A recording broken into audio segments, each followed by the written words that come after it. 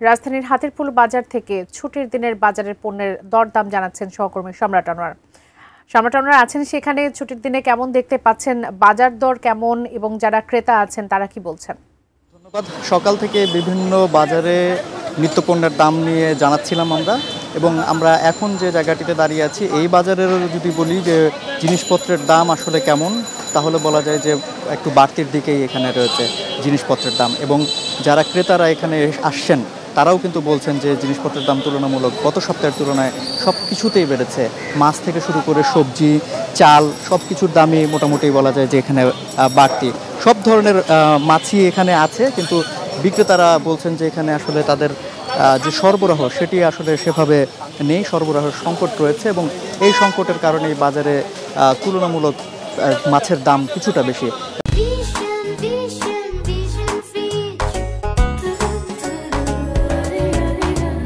এবং এর ফলে আমরা যেটা দেখছি যে ক্রেতা যারা রয়েছেন ক্রেতাদের মধ্যে কিন্তু কিছুটা একটু বিড়ম্বনায় তাদেরকে পড়তে হচ্ছে, তাদের ভোগান্তি পোহাতে হচ্ছে, এবং তারা আসলে যে বাজেট নিয়ে বাজারে এসছেন সে তুলনায় আসলে সেভাবে বাজেট তাদের মিলছে না। ঠিক একইভাবে এখানকার যে সবজিগুলো রয়েছে, সবজিও মোটামুটি সব ধরনের সবজিতেই এখানে সব কিছু সবজির দামই বাড়তি। দুই একটি সবজি যদি আমি বলি তাহলে পটল ছাড়া এবং পেঁপে ছাড়া আসলে কোনো কিছুর দামই 80 টাকার নিচে অন্তত নেই। বেগুনের কেজি বিক্রি হচ্ছে 120 টাকা করে, এবং অন্যান্য যে সবজিগুলো আছে সেগুলোও যথারীতি দাম বেশি। আমরা এখানে একজন ক্রেতার সঙ্গে একটু কথা বলি। ভাই, মাছ কিনছেন, মাছ দেখছেন, একটু দাম কেমন আছে?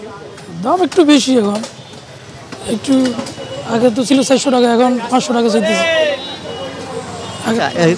একটু বিক্রেতা ভাইয়ের সাথে একটু কথা বলি। ভাই বলতেছেন যে দাম একটু বেশি, দামটা হঠাৎ করে কেন বেশি? বর্ষার সিজনে তো কম হয়, মাছের আমদানি কম, এই জন্য আপনার কেজিতে 50 টাকা বেশি।